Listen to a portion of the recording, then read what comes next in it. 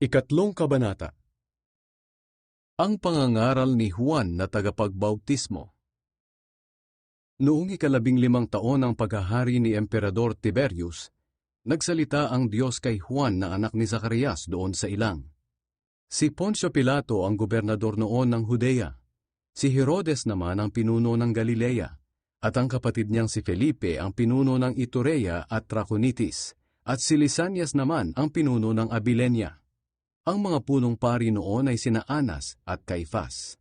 At dahil sa sinabi ng Diyos kay Juan, nilibot niya ang mga lugar sa magkabilang panig ng ilog ng Jordan. Nangaral siya sa mga tao na kailangan nilang pagsisihan ng kanilang mga kasalanan at magpabautismo para patawarin sila ng Diyos.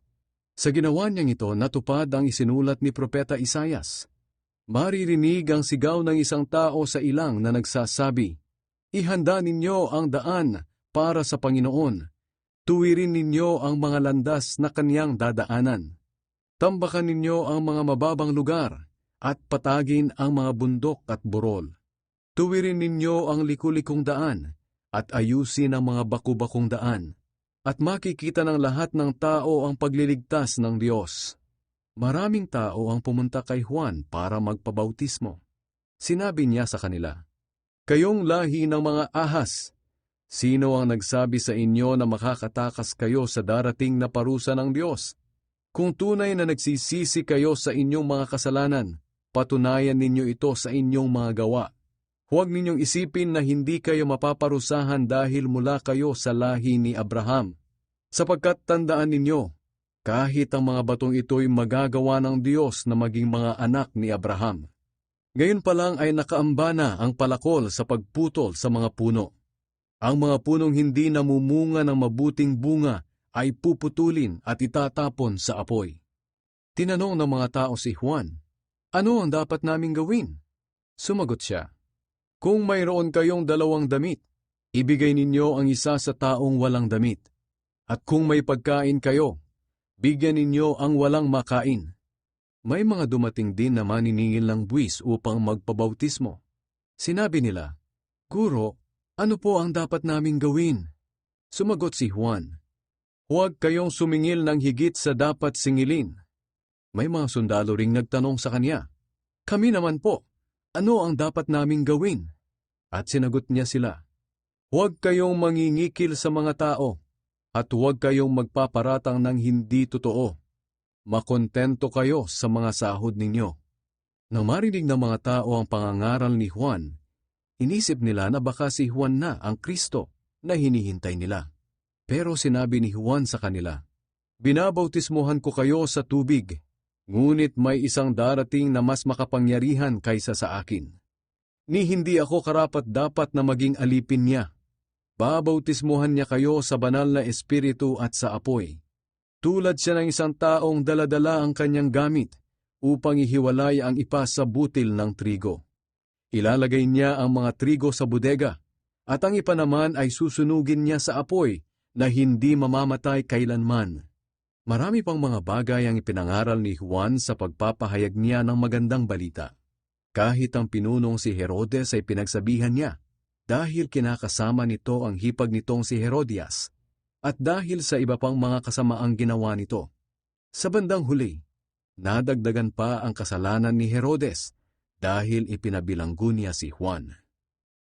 Ang pagbabautismo kay Jesus.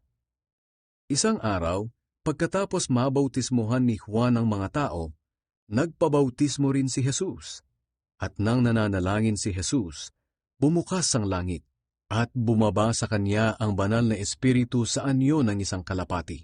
At may boses na narinig mula sa langit na nagsabi, "Ikaw ang minamahal kong anak, lubos kitang kinalulugdan."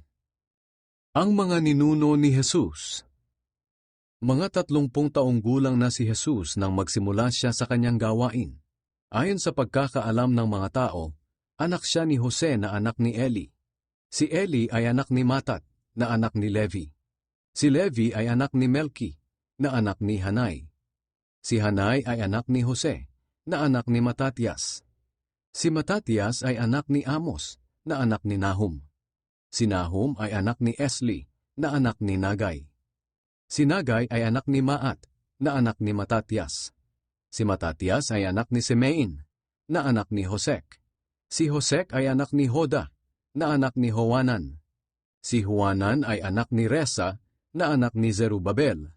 Si Zerubabel ay anak ni Shealtiel, na anak ni Neri. Si Neri ay anak ni Melki, na anak ni Adi. Si Adi ay anak ni Kosam, na anak ni Elmadam. Si Elmadam ay anak ni na anak ni Josue.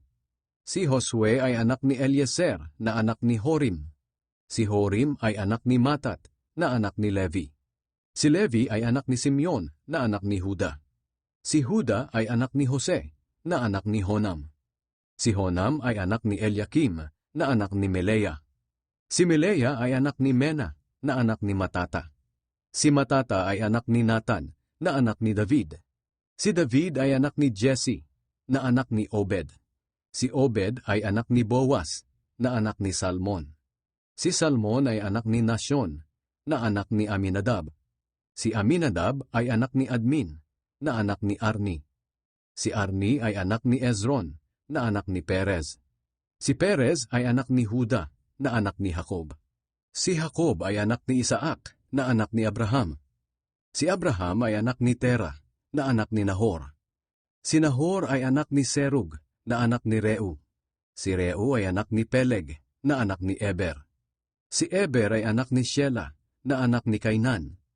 Si Kainan ay anak ni Arphaxad, na anak ni Shem. Si Shem ay anak ni Noe, na anak ni Lamek. Si Lamek ay anak ni Metusela, na anak ni Enoch. Si Enoch ay anak ni Jared, na anak ni Mahalalel. Si Mahalalel ay anak ni Kainan, na anak ni Enosh. Si Enosh ay anak ni Set, na anak ni Adan. At si Adan ay anak ng Diyos.